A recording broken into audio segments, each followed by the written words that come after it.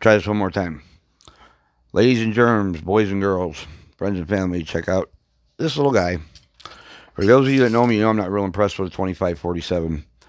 Out of the box, basically a 959 chassis inside a base case with a couple extra trinkets. The point of contention on these radios is usually the front panel, this guy up here. Okay, it plugs right into a 959, the one below it. All these CB chassis, which this is the chassis that came out of here. All these CB chassis, I mean, they're laid out pretty much the same as what's in here. However, it's just a watered down version. So this one died. It got traded in from my buddy. He bought it cheap. Found out it had a lot of bad work inside it. Let's just put it that way, and we'll just leave it at that. So we repaired the front panel. Tried to repair the chassis, didn't work out. So I ended up trading him out of the radio. And we had an 86V chassis on the shelf that was half picked apart. So we put it together. Basically built a miniature DX2517. There's our 86V sticker right there.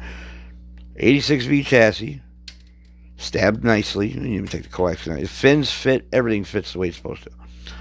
We're not using this, obviously, because it's run straight to the one on the back.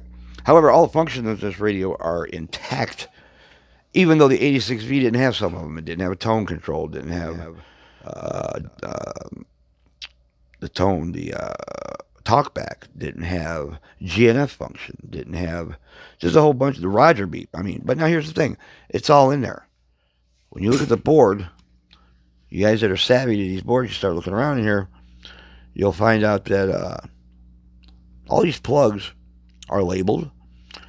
And online, you can get the interconnect diagrams. And basically, what we did was we took the interconnect diagram, the 959 chassis, the way it was, the 86V, fixed this chassis, and stabbed it in here.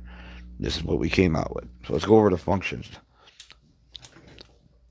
Right now, we just got 40 up and 40 down on this switch. You'll notice here, GNF function.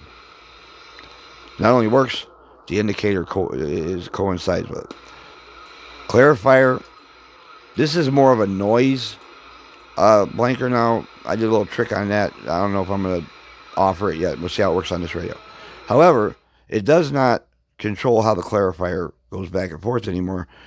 The clarifier has gone straight to the board. We put a dual in. This is actually control out of the 86 that radio came out of. So we put that in there, cut that little board in there. All these are soldered. We put that guy in there. Our Roger beep. You'll notice we got all our lights come off and on the way they're supposed to. Upper side band, lower side band. And it's got to be aligned. You're going to see a counter jump around. The talkback. Let's check that out. Got to turn the mic gain down because it's brutal. Well, there's our beep. Audio. Audio 1 2 2 2 2 2 2 2 2. Audio 1 2. And there we have a talkback. Now, is it very clear? And there's our beep. Is it a clear talkback? No. You should be talking what you talk back on all the time anyway. So we've got all the functions, the indicators all work the way they're supposed to. Okay, it's at a glance you just think somebody put a clarifier and some channels in a 47. I think I'm gonna leave this a sleeper. This 86V chassis does real well. Now let me make you dizzy some more. We go to the watt meter. RF power turned all the way down, and that's a 100-watt slug. About 2-watt dead key. It's turning the talkback off and the Roger beep off. So all the way down we got a 2, all the way up.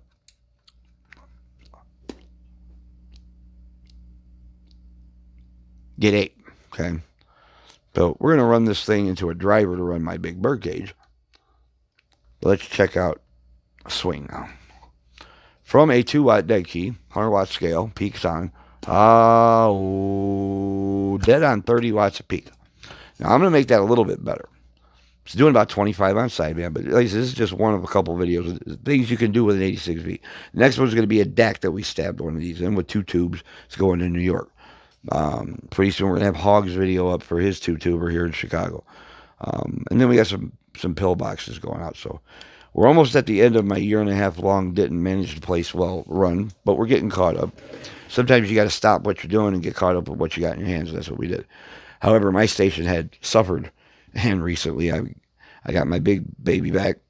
This turbo is for sale. You'll see that on eBay soon. But I am going to keep this little guy because it is basically a miniature 2547 or 2517. It would be a 17 with a 6-digit counter. and all the other goods.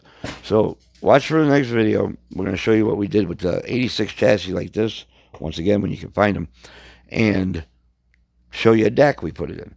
And a little side note, guys, everything you see on the internet tells you when you do the third or the second final in these, when you add that second final, make this a dual final radio, they tell you the power supply in this will not carry it. That's not true. If you keep this radio's RMS in a decent check, like my regulators aren't getting hot. This thing's been on for hours. Nothing's getting hot. It's fine. This power supply will run this 86. As long as I'm not running a 10 watt Daikin 60 watts peak out of it, which you can do. I don't recommend it. It's not good for it. In the future, we will bank all these channels. We'll go from, I think it's 25 to 29 megs. The plus 10 we're going to wire up. But right now, it's just a very cool, and everything works here. GNF functions. 86 don't have a GNF. 86 don't have that talkback. 86 don't have a tone. The only functions that got sacrificed on this radio when we rebuilt it with a completely different chassis, but better, from the same company, it's just a 10 meter chassis. All these, the only functions we lost, I think, was the PA, which, because 86 doesn't have PA. Now, I could have went on the board and put the other jack in there and just wired it all in there so it would be functional. I don't need a PA. We're going to leave it at that. So, watch for, like I said, we're going to have the DAC come up. Another thing we did with an 86. And this weekend's for me to pick up and play with my stuff, guys. And I think I just made me. This is not for sale yet. Don't get silly, but it's a pretty cool little radio. I'm kind of happy with it. So there we go. There's gonna be another video coming up next couple days with some final touches on this. We're gonna show you Anthony New York's DAC with his. We're getting ready to stab another set of tubes in it. We had some bad luck with his amp section. There are no blueprints for what we're doing here, gentlemen, ladies and gentlemen. There's no blueprints. Blueprints in my freaking little meathead brain. So, yes, that's why this stuff takes so much time. But we are at the end of the run. So, everybody, like I said, every now and then I got to stop and do something for me. And we just happen to have enough stuff laying around. It was a quick project. But if you can get your hands on these at all, and they worked, 86 chassis, guys, get them. Get them. There's nothing you can't do with this radio in our arena. You know, without getting silly, like in the Kenwood functions or Yaesu, stuff like that. This radio right here, from what's it, 26? Let's check out. It's like 2650, I think. 2651 to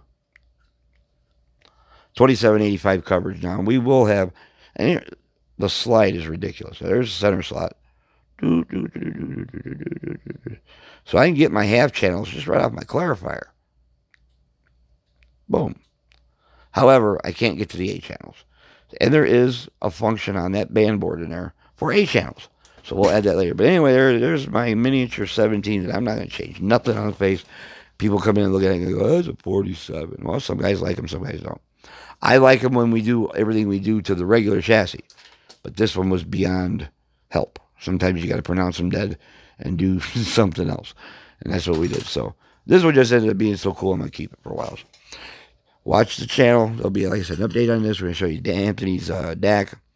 And then after that, we're going to show you final touches on a big two-tuber we're building for a guy here in Chicago. And we're going to try to get back to some more media for you guys that like to see the stuff we do.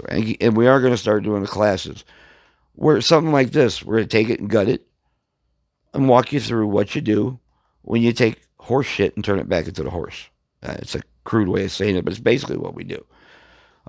Be blessed, 7-3s. Watch for the next one.